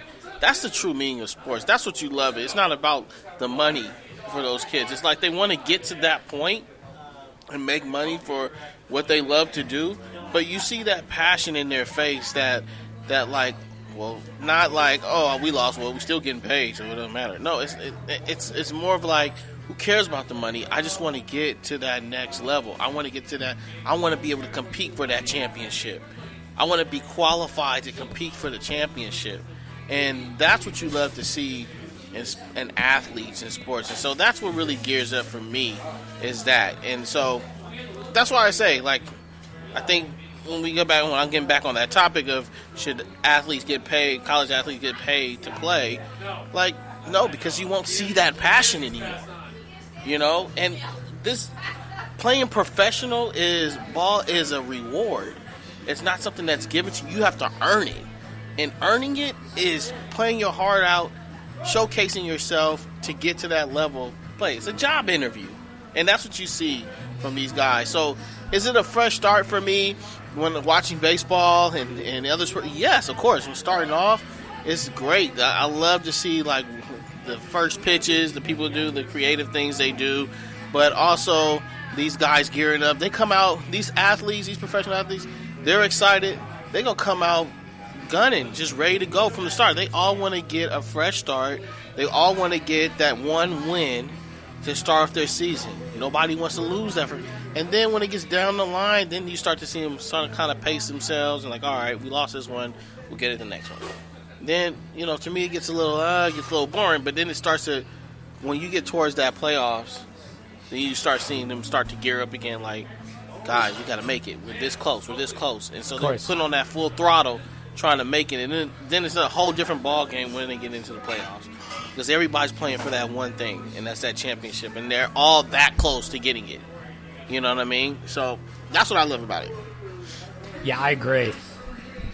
It has not wavered at all. The freshness of opening day in baseball and starting anew, per se, the new year. I agree with the fact that obviously the postseason resets everything as well once we get to October, and you get that same type of feeling. And there's nothing quite like October with everything and all sports coming together at that point in time. But yeah, I agree. I think baseball is going in the right direction as far as the moves that they've made from the commissioner's standpoint and the front office and different teams. And I love the fact that we have a lot of teams now also going the Moneyball route, if you will, and playing the analytics. And the Astros were an extremely fun team to watch last year and how they played baseball.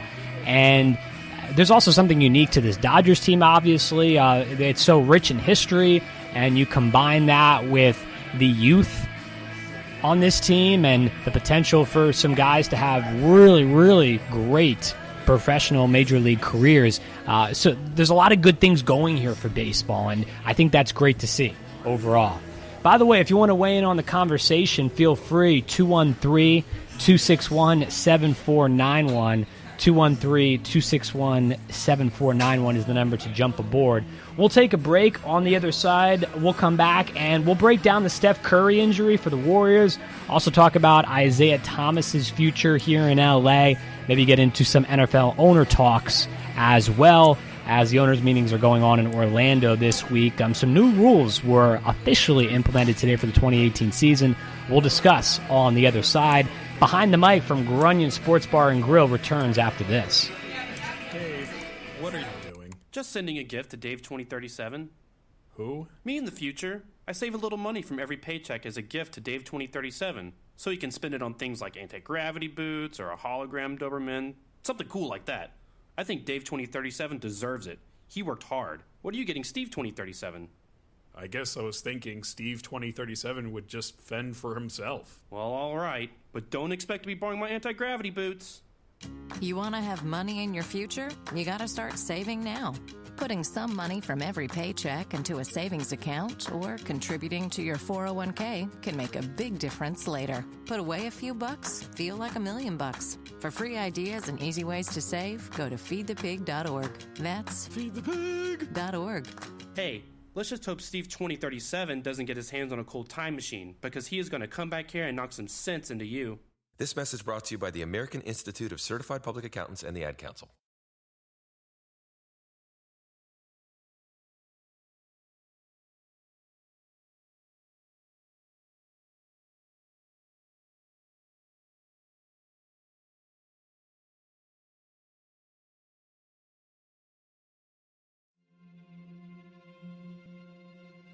We're here early before they wake up. We stay late. We stay informed. We invest in the latest technology. We take the time to train the next generation of doctors and nurses. We work together to make sure we heal their bodies and their minds. We do this not because it's our job, but because this is about our veterans' lives. This is our mission. More than 300,000 of us working as one, together with families and loved ones. No matter where they live in this country, we'll be there.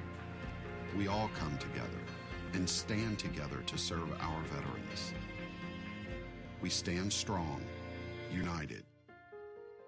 Stand with us in caring for our veterans. Everybody buckle up. Buckle up. Let's go. Buckle up. Can we go to the store? Mom, can we get some ice cream? Everybody, buckle up. A lot goes on in the car, but you're in control. So only move when you hear the click that says they're buckled in. Never give up until they buckle up. Learn more at safercar.gov/kidsbuckleup. A message from the National Highway Traffic Safety Administration and the Ad Council. I'm more resourceful than I thought. My suit can still make an impression. My video games are still game changers. And my lamp can bring others a bright future. Because when I donate my stuff to Goodwill, it helps fund job placement and training for people right in my community. Now my stuff gets a second chance. And will give someone in my community a second chance too. Goodwill. Donate stuff, create jobs. Find your nearest donation center at goodwill.org. That's goodwill.org. This message brought to you by Goodwill and the Ad Council. We will never fully understand what we've asked of our military service members or their families, asking them to put themselves in harm's way, to endure it all. But we do understand that it's our turn, our duty, to keep them secure for the rest of their lives. Wounded Warrior Project long-term support programs help our most severely ill or injured veterans live independently, at no cost, for life, so that they might stand at ease. Join us at findwwp.org. Hi, I'm Danica Patrick and proud aunt. Watching my nieces grow, play, and learn is amazing, but not every child gets to be carefree. 1 in 6 kids in the U.S. are hungry. 1 in 6. That little girl sitting alone at the playground, she can't play like the other kids. She doesn't have the energy because she's hungry. School lunch will be her only meal today. It breaks my heart that this is the reality in our country, but it's something that Feeding America is working to change. Each year, the Feeding America network of food banks rescues billions of pounds of good food that would have gone to waste. This food is then provided to families and children in need. Being a kid should be about using your imagination, learning, and having fun. These children shouldn't have to miss out on simply being a kid because they're hungry. To find out how you can help end childhood hunger in your community, visit feedingamerica.org. Brought to you by Feeding America and the Ad Council. You're listening to Behind the Mic with Brad Dalius.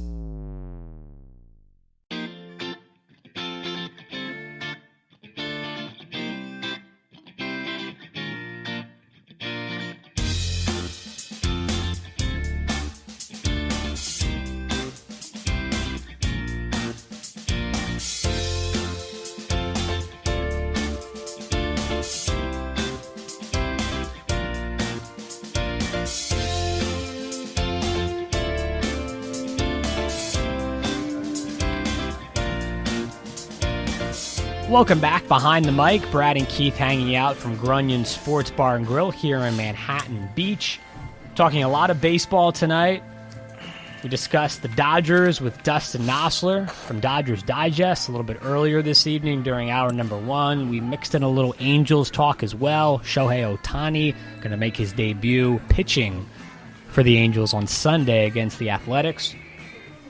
We'll definitely be watching, as we'll be watching tomorrow as the Dodgers kick things off against the Giants over at Dodger Stadium. Baseball is back. Hard to believe, but everyone takes the diamond tomorrow.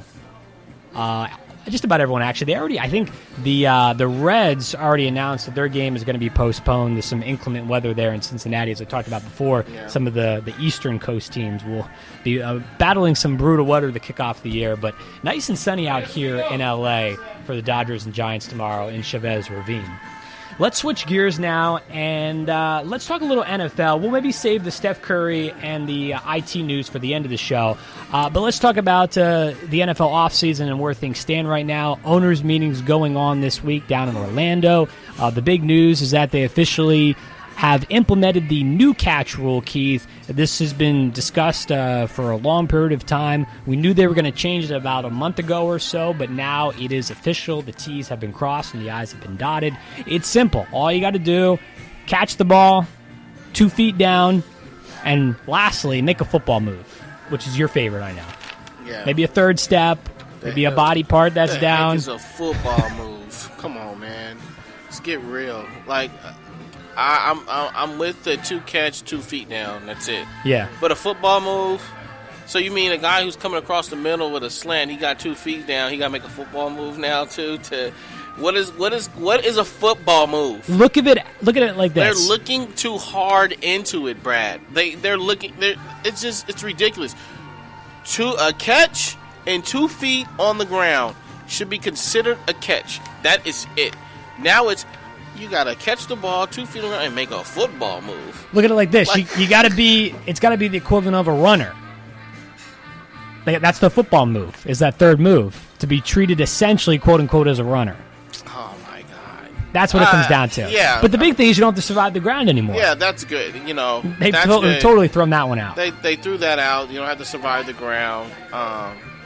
I wanted them to go more. If they're going to do that, let's get more in depth. And what about the football? Let's go back to the catch and breaking the plane. What is that? What does that rule consider? What does that consider? Do they have to have 2 feet in and break the plane and all? You know what I mean? What's that? What is that going to be now?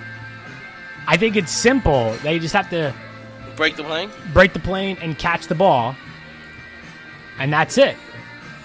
Well, that one should be simple now, because as long as they have the 2, because the biggest problem before was the ball moving too much. Yeah, that was the biggest thing. Now, just take that away. Don't even focus on that aspect. Just catch the ball and feet down. I just think that's what it needs to be. Catch the ball with 2 feet in, not catch the ball 2 feet and make a football move. Because it's like, what is a football? That's my whole thing. Well, to me, I think that's more so to determine possession, to establish if it was a catch or if it was a fumble. Mm-hmm. Okay. It's more so along those lines of it. It's going to be interesting. There's going to be some aspect of this that is still controversial, I feel. Yeah. Something is telling me that. Yeah, just a hunch. Yeah. Because I'm just thinking, as in, I can just see an athlete when they sit down, and they're like, all you got to do now, guys, is catch the ball and put 2 feet in, but you got to make a football move. What is a football move? Like, what do you mean by that? You know what I mean? Like, I think you need to elaborate more on what a football move is considered. What is the football move? Because there's different scenarios that can happen. On the sideline, you have the 2 feet in. Okay, that's a catch. That should be a catch inbound.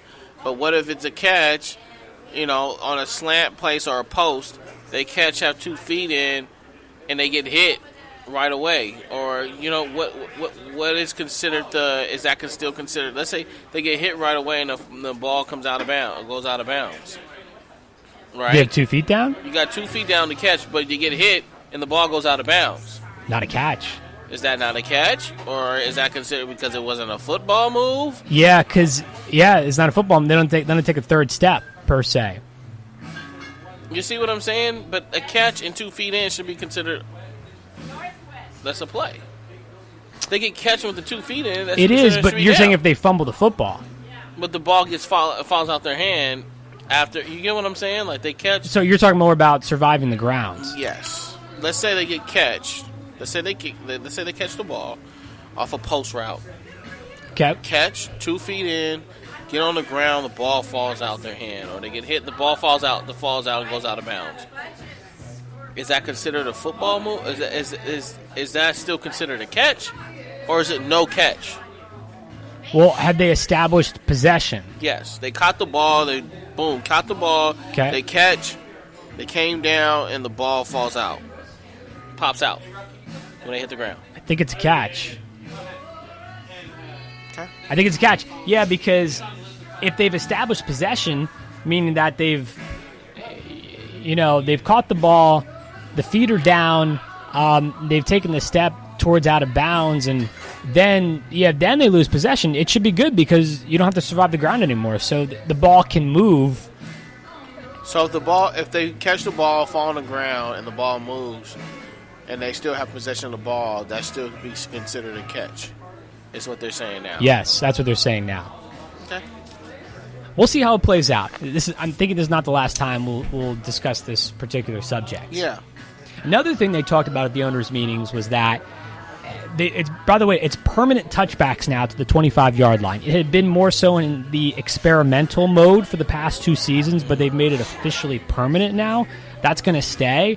The big news about this, though, is that the competition committee is really cracking down. They want to with the injuries on kickoffs. And the problem is that even though they've pushed it up to the 25-yard line for touchbacks in the past 2 seasons, that has not done anything, unfortunately, to decrease injuries and concussions, per se, on kickoffs. So the bottom line is that the competition committee is saying if injuries on kickoffs don't reduce over the next couple of seasons, they're seriously going to consider eliminating kickoffs altogether. That sucks. That sucks for football. That sucks for the kickers. That sucks for the punters. That they don't get paid. Like that's essentially what you're saying. Is that's what you're taking away. You're taking away. Then you're taking that away from college. All those kickers, field goal kickers. You won't see the Janikowskis or the Gronkowskis anymore, or the Justin Tuckers. These incredible things they do. You're essentially taking that away. It'd be a totally different game. Yeah, it'd be a totally different game, and that's like, look, it's like all this stuff they're doing for football. They're trying to take away this, they're trying to take away that. And I understand it's the safety of the players, but essentially what you're really doing is you're damaging the game, and you're taking away what football is really about. It's a contact sport. This is a double-edged sword of a topic because it's a contact sport. Yeah, and you're taking so many things away. These guys going to be afraid. Even with the tackle with the helmet rule that they just implied in. Yep. These guys going to be afraid to tackle guys because they don't want to get ejected from the game or fined. You know, it's like, look, I get the whole targeting and all that stuff. I thought they did a decent job on that. But now they're getting more in depth, and if you put your head down at all, that, you know, you can possibly get ejected for the game. Well, naturally, when you tackling somebody, what do they tell you to do? Head up and tackle and wrap up. So That's you right. have to lean down with your head in order to do that. So how the hell are they supposed to tackle now? See, then they can't horse collar. Got to go back to the drawing board and practice. Exactly. In OTAs. It's like, and then when you're going back to the drawing board, now you have to really change things up. And you know what? They got to. If you're going to implement these rules in the NFL, then they need to be implemented in college. They need to be implemented in high school. They need to be implemented all right and retrain these guys how to prevent this to happen. Because the bottom line is they've been playing the game for so long and years, and they've been taught how to do certain things and do it well. That it's all like.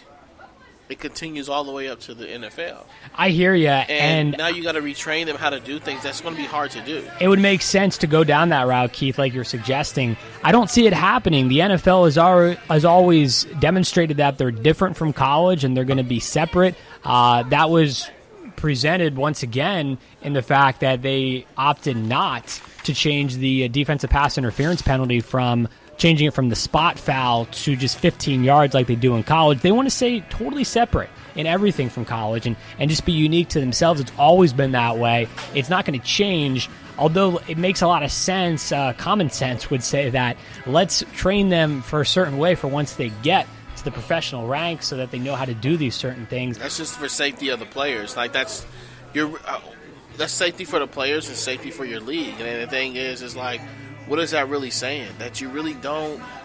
It's like an example. You train a dog like a show dog. You train a dog a certain way, how to sit, all the commands and things like that. You train a dog that, right? And I'm not saying players or dogs or anything. I'm not saying that. What I'm saying is I'm just giving an example of, like, you train an animal like a dog a certain way, how to do things, give them certain demands so they can respond.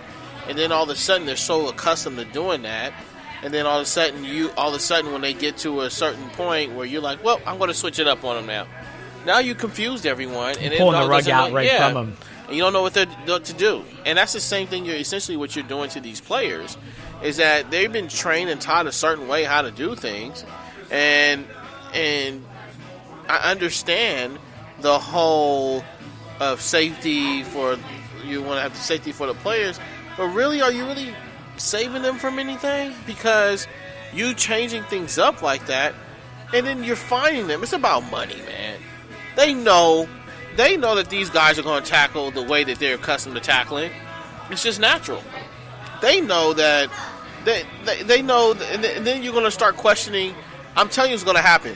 The way they start questioning the catch rule is going to be like that with tackles now. That's exactly what it's going to be. They're going to hold up the game. They're going to review the play to see if he was targeted, and then they're going to eject the player.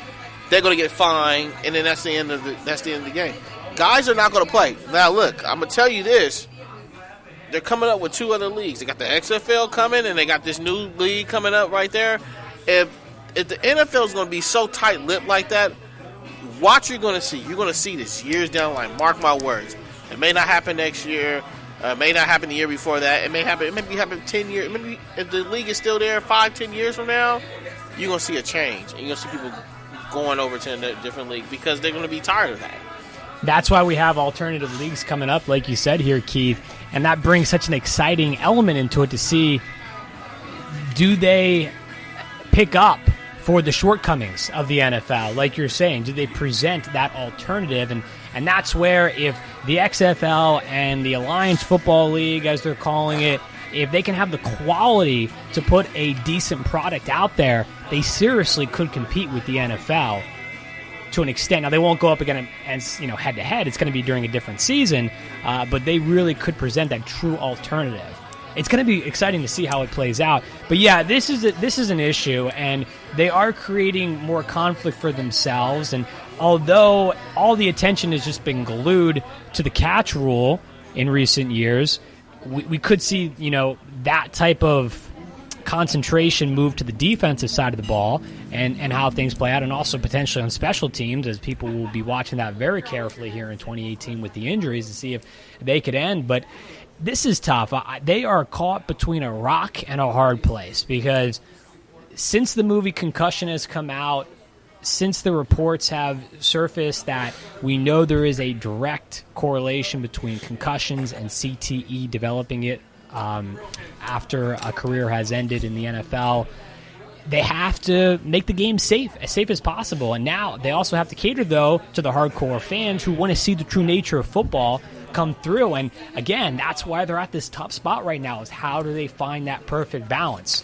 And that's going to be a work in progress over not just the upcoming seasons, but in the distant future as well. I see this being an ongoing struggle for them to find that perfect balance to make it work for both sides who want to see everything work out in the end for the safety of the players, and then also for the hardcore NFL fans to see that quality product they're always been used to seeing. Yeah, and what you're also going to see is this. Players are not going to accept that. I actually went up there, I saw Terrell Suggs, and Terrell Suggs is, Pro Bowler as he is, and he'll probably go in the Hall of Fame one day. Oh, yeah, first ballot. And he said, look, he's not going to let the NFL basically change him and change what he's been doing. And he said, I signed up for this. So, I mean, essentially, I think a lot of the players are not taking acceptance of the new rules that are going to come out. But to change this man has been doing it for years, for a long time. He's in the NFL for a long time. And to tell someone like Terrell Suggs, this is now how you're going to tackle, they're not going to take acceptance to that. You know, they're not. And some of these guys made enough money where they're willing to get fined. And they're like, hey, well, you're just going to have to fine me then. You know, they're willing to take that fine. But then not only fines, Keith, though, possible ejections now, possible injections. And then that's what I'm saying. And that's what I'm saying. That's what's going to hurt the game, because then it's going to hurt the game, it's going to hurt the fans. Because those are the type of guys who put fans in the stands. These are the type of guys, Terrell Suggs, the Ray Lewises of the world, the Ndamukong Suhs, who's now with the Rams. We can go down the line. The Eli Mannings or the Eli Mannings of the world, the Tom Bradys of the world, you know, or defensively, the Devin McCourtys, or, you know, we can go down to the Richard Shermans. You know, people come to see these guys play. And to eject them from the game because they didn't tackle the right way, quote unquote, or they were so-called targeting, and you have it's a fine line with that. It's going to take away the love for the game, and these guys are not going to accept it. They're like, look, if I'm going to keep getting ejected, if I'm going to keep getting fined, there's another league that I can go play for, and then you're going to start seeing fans going over to that league too and watching that league. And you're going to start seeing less tickets sales in your box offices and things like that. So that's what it's going to come to, essentially. I agree that fans come to see players. It's a players' league. It's like that in every sport. But for players not to adapt and to alter their game ever so slightly to different rule changes, I think could bode detrimental to them in the end as a player, because, I mean, come on. That's not slightly, though, Brad. That's not a slightly change. Like, tackling someone and essentially how to tackle someone, it's not a slight change. Well, as long as they don't lead with the crown of their helmet, they're going to be okay. But how they're going to that's what I'm saying. How are they not going to lean with the crown of your head when you're in a stance and tackling somebody? Your head is down and your arms are there, and you're wrapping up beside the shoulder, underneath from their waist. That's how you tackle. You don't tackle with your head up. Like, you don't run at them with your head up and then you grab them and throw them on the ground. You don't do that. Nobody does that in the NFL. Since you've seen somebody do that, every tackle you see, you play video games, John Madden, nobody tackles like this, straight up. Everybody leans down, they have their head a certain way, and they wrap up. That's how you tackle. And yes, your head is down. You're leading with your helmet. You're not trying to purposely hit somebody. I get the targeting. I get this. Boom. And you have your hands not even in the situation of here trying to grab somebody, but your head is just leaning in and your hands are down at your chest or something like that. I get that. But essentially, when you tackle somebody, your head is down, your arms are up, and you're trying to wrap up. You're not like this, standing straight up, and you're just trying to grab and throw them down. Yeah, you don't want to arm tackle, but you do want to see what you're hitting. You got to be able to see what you're hitting. Well, you see what you're hitting doing this way. When your head's up, you're looking up. Your head is up. So they can just go for the shoulder and still wrap up. But what do they say about going for the shoulder? What is it called? It's called horse collar. Well, they can't horse collar. I mean, they can't grab in the back there. To me, the biggest thing is, as long as we're eliminating the absolutely devastating hits that we've seen in recent years here, I mean, we want to eliminate the Ryan Shazier type injuries, the Rob Gronkowski type injuries. As long as we just don't have guys absolutely obliterating guys on the offensive side of the ball, i.e. receivers and tight ends, if we're cutting that out, I think it's going to be okay.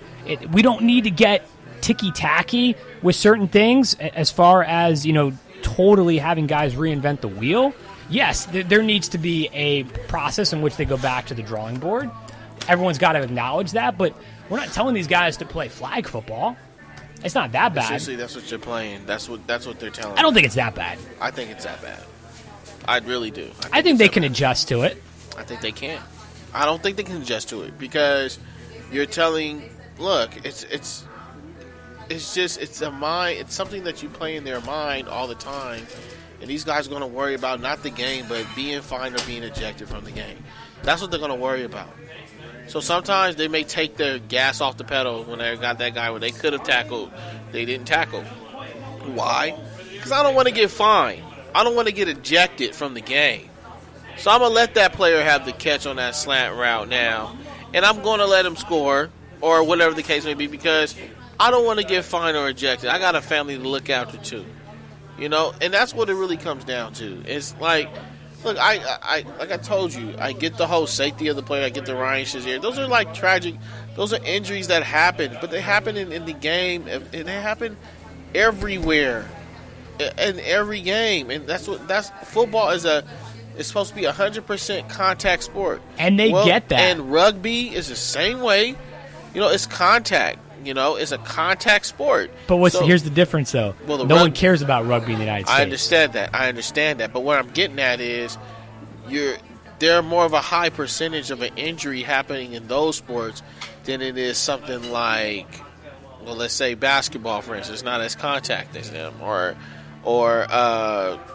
I don't know, tennis or something. You know what I mean? It's not, the percentage is lower than that than it is in football. I get they're trying to, have safety of the players, but when you're trying to teach somebody if you're trying to teach somebody how to tackle, that's what I'm saying. Like, that's how you naturally tackle people. If anybody you're tackling, that's how you naturally tackle. That's what you've been taught. Just keep your head. You have to have your head down because you're leaning forward, but your head's up. It's not like this. It's not like a ram going right into you, but your head is down, essentially down. That's what happens. I'll restate that. Some people like rugby in the United States, but it doesn't draw the viewers as football. We all know that. Yeah. I just think that obviously the NFL, the front office knows that it's a contact sport, 100%. We all know that. But again, they're caught between this rock and a hard place where they have to do something. They have to put something forward, implement something that shows that they're taking steps in the direction of appeasing certain outlets and helping to make the game safer. They have to do that. And of course. And I think they are. I mean, I think they are. But I think when you get to the point and you start ejecting players and you're hitting them in their pockets because they didn't tackle, I get if it was targeting them. I get that. I get cheap shots. I get that. But if they're just trying to make a play, ejecting them and then finding them is a little bit much. It's a bit much. How about the fact that it sends a message that they need to adapt to the game? I'm not saying Terrell Suggs needs to totally change the way he plays football and everything he's learned from when he was a kid growing up in Pop Warner needs to change.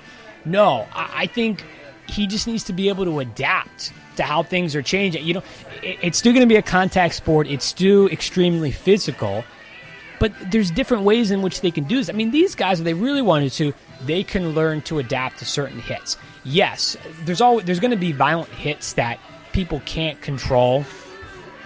And that just happen. It's just part of the game. It's just part of being a defender sometimes. They're going to knock certain guys out unintentionally. It's just how the game progresses naturally. But the NFL has to implement something, and they have to show they're trying to make a change.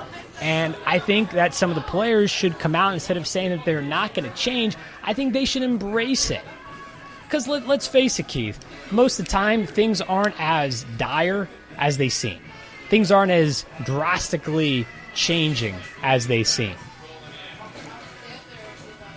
Like, I don't know. I just think that I see what you're saying, but when you start saying things like this is what you're going to get penalized for if you don't do this or you do that, that's like a threat in a way. It's basically telling them we're going to make an example out of you, and we're going to eject you, and they're going to make an example out of somebody for sure. It's going to happen, but you're changing the way that, to me, you're changing the way how they're accustomed to playing the game. All of them, for that matter. You're changing the way. Like, I mean, no matter how you dibble and dabble about it, or say that this is not. That's what essentially what you're doing. You're changing how they play the game, and when you do that, now you're taking away a talent that what they're good at. You're taking that away, and then they have to second guess. A lot of these guys in their mind are going to be second guessing on what they need to do in order to get a player down.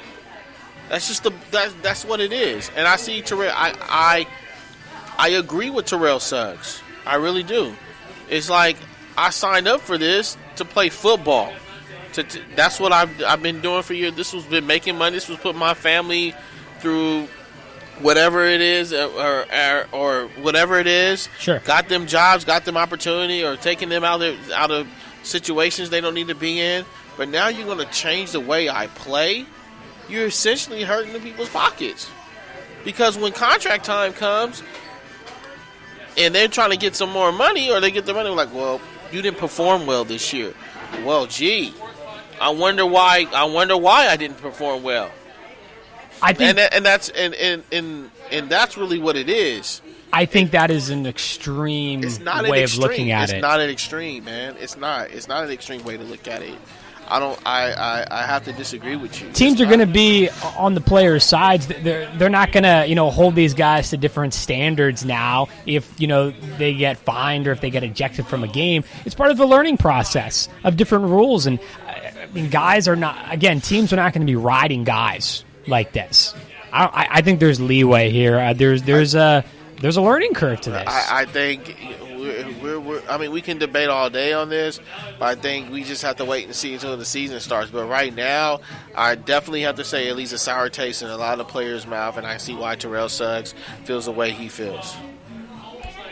That's the bottom line. Like it does leave a sour taste in players' mouth, especially guys who've been playing this game for years, and some of them who are coming up to contract time. I mean, it does. It hurts your performance. It hurts really what you do in general. You're putting a short leash on guys and taking away something that they do best. Because that's really essentially what it is. It's about money. So we'll see.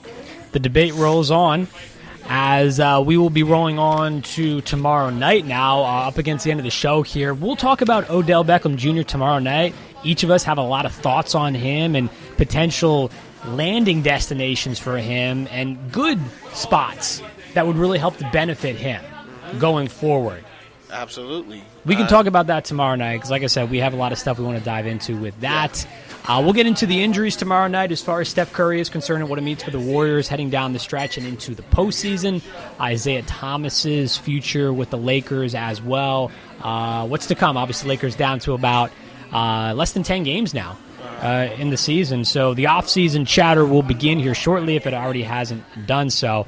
So we can talk about all that tomorrow night. We're also going to be joined tomorrow night by WGN TV's Larry Hawley. He'll join us from the Final Four. He covers Loyola Chicago. We'll get his thoughts on this weekend's Loyola Chicago-Michigan matchup, and then also the other Final Four national semifinal as well. So great show coming up tomorrow night from Kings Cove over in El Segundo. Definitely be sure to tune in then as well. Big thanks tonight. I want to thank Dustin Nosler from calling in from Dodgers Digest and also from the Dugout Blues podcast. It was great chatting with him, and we're all set for baseball now. Yeah, we are. All set. It's going to be ready to go. It's going to be a good season coming up tomorrow. Can't wait for it. Once again, Dodgers taking on the Giants over in Chavez Ravine. First pitch, Clayton Kershaw on the mound just after 4 o'clock. That'll do it for tonight's show. Big thanks to everyone who listened in and everyone who came out here at Grunions. For Keith, I'm Brad. Keep living the dream. We'll talk to you tomorrow night.